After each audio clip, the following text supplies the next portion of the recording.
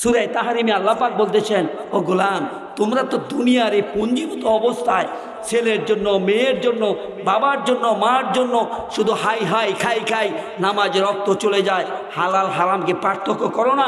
কারণ আমার ছেলের একটা বাড়ি লাগবে, আমার ছেলের একটা গাড়ি লাগবে, আমার ছেলেকে এমন সম্পদ দিয়ে যাইতে হবে। এই অবস্থা করে করে পরে তুমি ইবাদত থেকে বঞ্চিত হয়ে যাইতেছো, ঠিক কিনা বলেন? শরীফ আল্লাহ পাক বলতেছেন,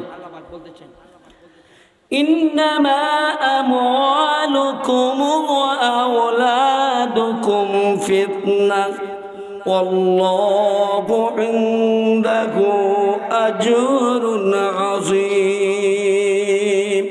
নিশ্চয়ই নিশ্চয়ই তোমার এই ধন সম্পদ, ছেলে সন্তান, বিবি বাল বাচ্চা পরিজন ফিতনা, আল্লাহু ইনদাহু আজরুন আযীম, আল্লাহর কাছে রয়েছে মহা পুরস্কার। অর্থাৎ ছেলে মেয়ের ভরণ পোষণের জন্য, বিবির গয়নাগাটি, খাবার দাবার, কাপড় চোপড়ের জন্য আপনার আমার কত ওয়াক্ত নামাজ চলে যায়, ঠিক কিনা? পেরেশান এন করতেই হবে, কি কোন আমাকে করতেই হবে। ঈদ আসলে পরে যদি কোনো বিবি কোনো স্বামীর কাছে এই চাহিদা দেখায় যে আমাকে এটা এনেই দিতে হবে, এখন এত কামাই রুজি নাই, অবশ্যই বিপদগামী হতেই হবে, ঠিক কিনা? যদি বলে যে 10 রঙের এবং 12 পায়ের শাড়ি দিবা না, ঈদে আগুন লাগামো, ঈদে আগুন লাগাইলে অসুবিধা, বাড়িতে যদি ঈদ না হয় তাহলে কিসের আবার আনন্দ? তাহলে কামাইও নাই, কি করতে হবে? এখন সোদে যাইতে হবে, না ছিনতাই করতে হবে, না বাটফারি করতে হবে, না সিডারি করতে হবে, কি গো? নতুবা থাপ্পড় লাগায় টাকা রাখতে হবে। আল্লাহ পাক বললেন এটা ফিতনা। এর আগের আয়াতে বলতেছেন সূরা তাহরিমে আল্লাহ রাব্বুল আলামিন, ওয়া আজওয়াজিকুম ওয়া আওলাদিকুম আদুওয়াল লাকুম, তোমার ধন সম্পদ, এ পরিবার পরিজন, বিবি বাল বাচ্চা তোমার শত্রু। কেন? ছেলে মেয়েকে একেবারে বাড়ি গাড়ি সব কিছু করে দিয়ে যাইতে হবে? যদি আপনার আমার ছেলে সন্তানের নসিবে থাকে এমনি আসবে, কি কন? এমনি আসবে। এমনও মানুষ সমাজে আছে, অনেক টাকার মালিক, নামটাও লিখতে পারে না ভালো করে। এমনও মানুষ আছে সমাজে, সে বিচক্ষণ কিন্তু টাকা ধন সম্পদ, ঠিক না কথা না? এক লোকে বলেছিল, মৌলভী আমি যদি শুধু কলমের পেশটা জানতাম তাহলে দেখতাম আমার সাথে কে মোকাবেলা করে। আমি কি এই জন্য আল্লাহ আপনার কলমের পেশ শিখাইছে না? জানি ওই কোনো মানুষের শান্তি দিতেন না, হ্যাঁ? এই জন্য আপনাকে শিক্ষা দেয় না আল্লাহ রাব্বুল আলামিন। প্রিয় ভাইরা আমার, আসুন আমরা বুঝি, সংশোধন হোক। কে না কি বুঝি? আমরা সবাই সব বুঝি, ঠিক কিনা বলেন? চলি। তারপর পরে আয়াতে দেখেন তো, শুনি আল্লাহ পাক কি বলতেছেন, আফারাআইতুম মা তাখরুসুন আআনতুম তাজরাউনাহু আম নাহনুজ যারিউন লাউ নাশাউ লাজআলনাহু হুতামান ফাযালতুম তাফাক্কাহুন। আল্লাহ পাক বলতেছেন, তোমরা কি ভেবে চিন্তে দেখেছ এই যে উত্তপ্ত বালুর ভিতরে তোমরা যে ফসল ফলাদি সবজির কি বিসি ফেলে চলে আসো, এটা থেকে আঙ্গুর, এটা থেকে গজায় শাকসবজি, ফসল ফলাদি, তোমরা না আমি। কে? আল্লাহ পাক ইশারা দিতে চান, সেই দাদা আমাকে আমার পথে আসস না। তুই যে একটা লাউর বিসি মাটির ভিতরে পুঁতে চলে আসলে, বালুর ভিতরে লম্বা আলু লত্রা যে ফালাই পাড়া পাইরা তুই চলে আসলে, এই মিষ্টির আলু ব্যবস্থা কে করে? কে করে? এ সুন্দর লাউয়ের ব্যবস্থা কে করে? এটা আল্লাহ পাক বলতেছেন, লাউ নাশাউ লাজআলনাহু হুতামান ফাযালতুম তাফাক্কাহুন। আমি আল্লাহ রাব্বুল আলামিন পারলে বুশি বানায় দিতে পারতাম। কি কি বানাইতে পারতো? বুশি। ফল পাইতা কোথায়? গাছে কাঁঠাল কে ধরায়? কে? দেখেন বৈশাখ মাস আসলেই একটা বড় ঢল হয়, ঢল হয় না? ঢল হওয়ার সাথে সাথেই আপনি আমি সকলেই কি কয় কি, একটা জাল নেও, নতুবা একটা চাই কোথায়, তাড়াতাড়ি পানি আসছে, যাও গিয়ে দেখেন নদী ছিল শুকনা, বানার ছিল শুকনা, সব শুকনা চৌচির হয়ে গেছে। পানি আসার সাথে সাথে আপনি জাল নিয়ে যখন এটাতে মাছ ধরতে শুরু করলেন, মাছ পাওয়া যায় কি না? যায় কি না? মাছ কে লালন পালন করে? কে লালন পালন করে? কার জন্য? খালাকালাকুম মা ফিল আরদি জামিয়া। গোলাম, পৃথিবীর যা কিছু দেখো সব তোমাদের জন্য। সুবহানাল্লাহ, জোরে বলেন সুবহানাল্লাহ। সব তোমাদের জন্য। অতএব আল্লাহর আইন মানতে হবে। কার আইন? আল্লাহর আইনকে মেনে নিতে হবে। অকপটে অকপটে নির্দ্বিধায় মেনে নিতে হবে। গরিব আছেন, অসুবিধা কি? টাকা নাই, অসুবিধা কি? কোনো অসুবিধা নাই। আল্লাহ পাক গরিব দেখে না, ধনী দেখে না, কালো দেখে না, সুন্দর দেখে না, উঁচা দেখে না, নিচু দেখে না, কিচ্ছু দেখে না। আল্লাহ পাক দেখে মানুষের আমল এবং অন্তর। সুবহানাল্লাহ, সুবহানাল্লাহ। কি দেখে? আমল এবং অন্তর। এই দুটো জিনিস আল্লাহ রাব্বুল আলামিন দেখে। বাল ইয়ানজুরু কুলুবিকুম ওয়া আমওয়ালিকুম। আল্লাহ পাক দেখে অন্তর এবং আমল। হযরত বেলাল রাদিয়াল্লাহু তাআলা আনহু, তিনি অত্যন্ত কালো ছিল, হাবশি। ঠিক না? কালো তো এমন না, চামড়া ছিল মোটা, আমাদের চামড়া তো চিকুন। বেলাল রাদিয়াল্লাহু আনহুর চামড়া ছিল অত্যন্ত মোটা। কেমন? এ আগে দেখতেন না, এই গরুর গাড়ি হোক, মহিষের গাড়ি হোক, কাদের মাঝে যেন জোয়াল থাকতো, আফলা হয়ে যেত। এত পুর ছিল তার চামড়া। নাক ছিল কি বেচা, দেখতে কোনো ভালো দেখা যাইতো না, কিন্তু আল্লাহর কাছে সে হলো সেরা। সুবহানাল্লাহ, ঠিক না? কথা বলতে পারতো না, নির্যাতন করেছে হযরত বেলাল রাদিয়াল্লাহু তাআলা আনহুকে। উমাইয়ার কৃতদাস ছিল তিনি। কেন? নবীজির কাছে গিয়ে কালেমা পড়লো, কোন জিব্বায় পড়ছ তাকে ধর। জিব্বা বের করে ওই জিব্বার মধ্যে প্যারাক মেরেছে। কেন? কালেমা পড়লে মুসলমান হলে। চিন্তা করেছেন? তারপর দিনে রাতে দুইটা টিম বানালো, রাত্রে তোরা পিটাইবি, দিনে তোরা পিটাইবি। বলে এই বেলাল, কয় কি? কয় মোহাম্মদের কালেমা সার। কয় না, জীবন চলে যায়, চলে যাও, আমি কালেমা ছাড়বো, আল্লাহর পথ ছাড়বো না, কোরআনের বিধান ছাড়বো না, আল্লাহ রাসূলকে ছাড়বো না। বুঝাইতে পারছি?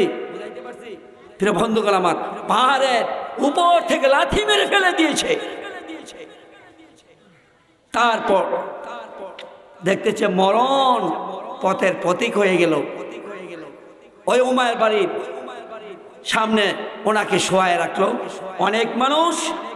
হযরত আবু বকর সিদ্দিক রাদিয়াল্লাহু তাআলা আনহু পাশে দিয়ে যাইতেছে, জিজ্ঞাসা করে এখানে কিসের এত মানুষ? বলতেছে উমায়ের কৃতদাস বেলাল কালেমা পড়ার কারণে তার উপর নির্যাতন, অত্যাচার, অনাচার, অবিচার। তিনি গেলেন, গিয়ে দেখতেছে জিহ্বা থেকে রক্তগুলো প্রবাহিত হইতেছে, মরণ পথের পথে। ওমাকে ডাকলো, কত টাকা দিয়ে কিনেছে? এত টাকা। যদি টাকা দিয়ে দিই, লোকটাকে কি দিয়ে দেবা? কয় টাকা দেন। সে তো নিশ্চিত মৃত্যুবরণ করতেছে, আমি টাকা পাবো লাভে। টাকাগুলি দিয়ে কাঁধে করে রাসূলের দরবারে নিয়ে গেল। রাসূল, আপনার দরবারে কেন এসেছিল? আপনার কাছে কেন এসেছিল? কেন কালেমা পড়ে মুসলমান হয়েছে, এই কারণে তার এই দুর্দশা। রাসূলের মুখ থেকে একটু লালা এনে দিলেন। লালা এনে দেওয়ার সাথে সাথে রক্ত বন্ধ হয়ে গেল। তারপর চাটি পোড়ায়া ছাইটা দিয়ে দিলেন, জিহ্বা ভালো হয়ে গেল। সুবহানাল্লাহ বলেন। কিন্তু দেখবেন, কোথাও যদি আঘাত পাওয়া যায় সেটা চিহ্ন থেকেই যায়, ঠিক কিনা? ওই যে জিহ্বা হলো নরম, জিহ্বার ভিতরে যে প্যারাক ঢুকাইছিল ভালো হয়েছে বটে, কিন্তু জিহ্বাটা ওই প্যারাক যে ঢুকেছিল ওই জায়গাটা কিন্তু একটু শক্ত হয়ে আছে। বুঝাইতে পারছি? এ কারণে তিনি আশহাদু বলতে পারতো না, আসাদু বলতে পারতো না। মসজিদে নববীতে ইমাম ছিল মুহাম্মদ রাসূলুল্লাহ সাল্লাল্লাহু আলাইহি ওয়াসাল্লাম। প্রথম সারির মুসল্লি ছিল আবু বকর, ওমর, উসমান প্রমুখ সাহাবী রাদিয়াল্লাহু তাআলা আনহুম আজমাইন। এই মসজিদের মুয়াজ্জিন ছিল সকলের পরিচিত মুয়াজ্জিন হযরত বেলাল রাদিয়াল্লাহু তাআলা আনহু, ঠিক না? ওনাকে নিয়োগ দিয়ে দিলেন। ইসলামের মানে মাদানী জীবনের সূচনাতে আজান দেয়, চলছে চলছে। তারপর যখন মানুষ দলে দলে কালমা পড়ে মুসলমান হইতে শুরু করলো, তারা বলতেছে হুজুর এই বেলাল আজান তো স্পষ্ট ভুল, তাকে বাদ দেন। তাই নাকি? হ্যাঁ, এর সে দাজাল কণ্ঠের অধিকারী ভালো উচ্চ স্বরে আজান দিতে পারবে আমাদের মাঝে লোক হয়ে গেল। সকলে বলা বলিতে বিশ্বনবী সাল্লাল্লাহু আলাইহি সাল্লাম বেলালকে ডাকলো, বেলাল আগামীকাল তুমি আর আজান দিও না, অন্য মুয়াজ্জিন নিয়োগ দেওয়া হলো। বেলাল দু চোখের পানি ছেড়ে দিয়ে যাইতেছে, আল্লাহ আমার কি অপরাধ তুমি বলো। কালেমা পড়ার কারণে, মুসলমান হওয়ার কারণে আমার জিহ্বার ভিতরে প্যারাক ঢুকিয়ে দিয়েছ আমার মনে, এ কারণে আমি আজানকে স্পষ্ট করে আমি দিতে পারি না, এটা কি আমার অপরাধ? আল্লাহ তোমার কাছে আমি বিচার দায়ের করে দিলাম, আমার এই মুয়াজ্জিনের পদ থেকে কেন আমাকে বাদ দিয়ে দিল। অন্য মুয়াজ্জিন সকালবেলা দাজাল কণ্ঠে আজান দিল, প্রভাত আর হচ্ছে না। সুবহানাল্লাহ, সুবহানাল্লাহ বলবেন না?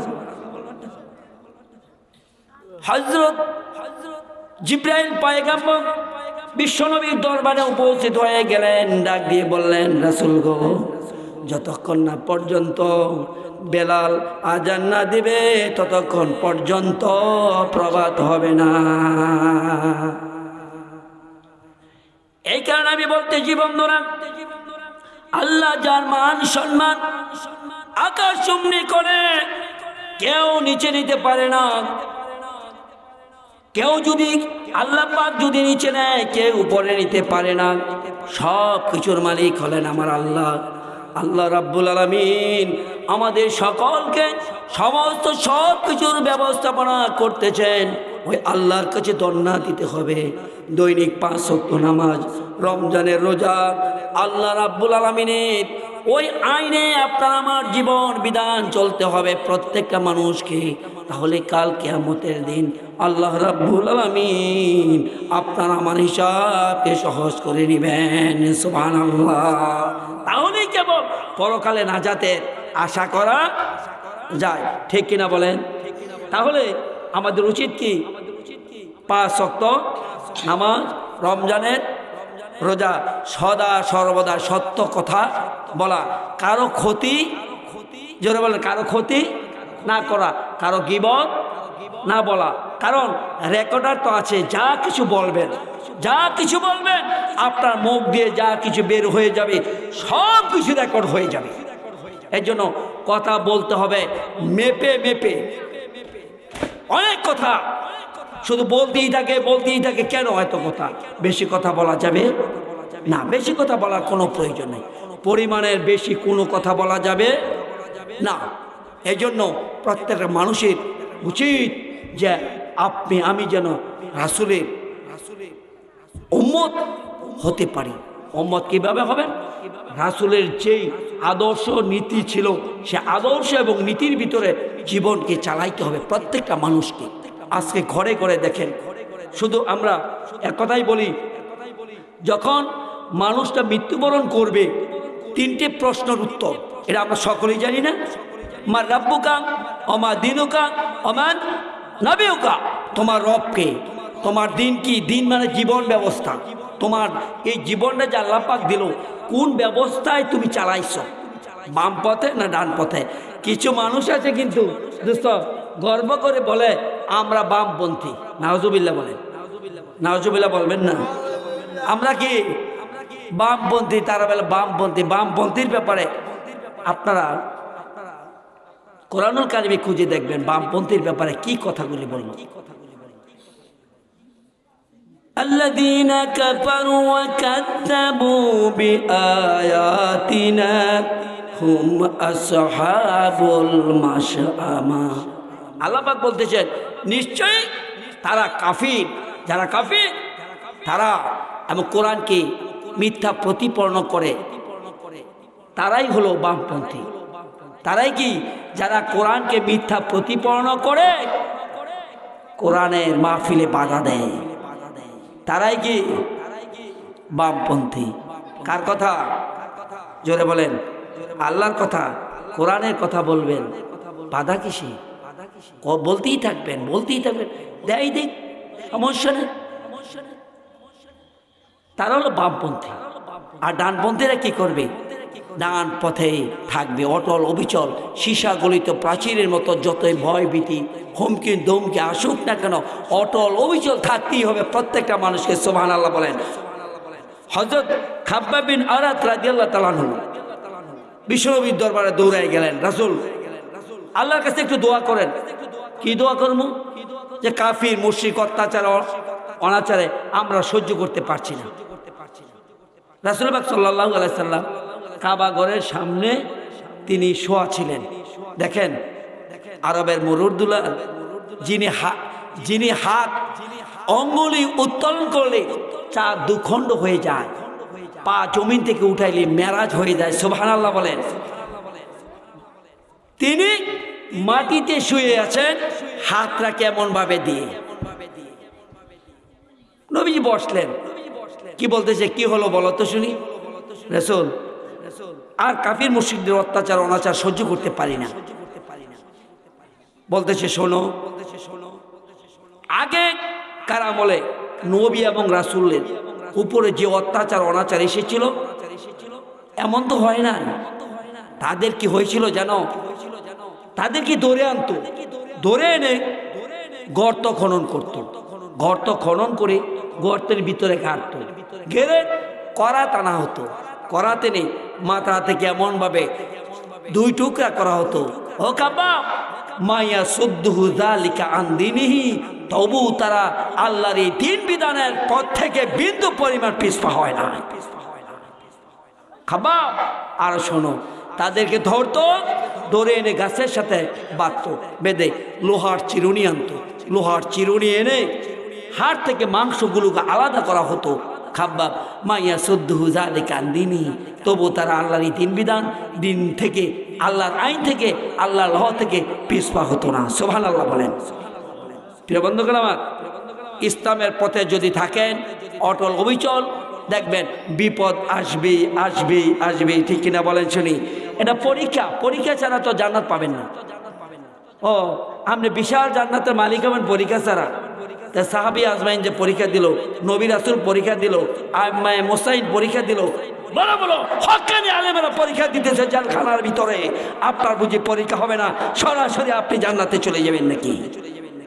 যার ইমান যত বড় তার পরীক্ষাও, যদি বলেন যার ইমান যত বড় তার পরীক্ষাও তত। বিশেষ ক্যাডার যে চাকরি পাবে, 5ম শ্রেণী পাস, সে কি একই চাকরি পাবে? একই চাকরি পাবে? তাহলে পরীক্ষার জন্য প্রস্তুতি নেন, যে পরীক্ষা দিতে হবে। পৃথিবীর হলো রিটার্নের হল, রিটার্ন পরীক্ষা, ভাইবা পরীক্ষা হবে কিয়ামতের মাঠে আল্লাহর আদালতে। সুবহানাল্লাহ বলেন। আমরা যেন আল্লাহর আদালতে আমাদের ভাইবা পরীক্ষা পাশ করি, রিটার্ন পরীক্ষায় যেন আমরা পাশ করতে পারি। আল্লাহ পাক যেন আমাদের সকলকে আল্লাহর খাঁটি গোলাম হিসেবে কবুল করে নেয়, এই আশা প্রত্যাশা রেখে আমার আজকের আলোচনা শেষ করলাম। ওমা আলাইনা ইল্লাল বালাগ। সুবহানাকাল্লাহুম্মা ওয়া বিহামদিকা আশহাদু আল্লা ইলাহা ইল্লা আনতা আস্তাগফিরুকা ওয়া আতুবু ইলাইক।